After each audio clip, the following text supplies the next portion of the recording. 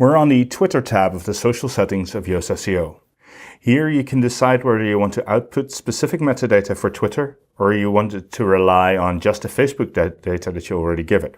We would suggest leaving this enabled at all times. You can also choose which cart type you want to use, and to know which cart type you want to use, you'd probably want to see what a cart looks like. Well, it's very simple. If you look at this tweet that I sent, then I linked to a specific post, and this is using the standard cart type with a small image.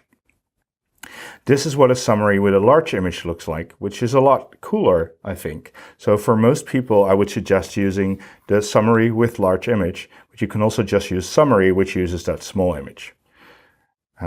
Because we always want to stand out. If you don't want to stand out, why use an SEO plugin? So I would suggest use summary with a large image.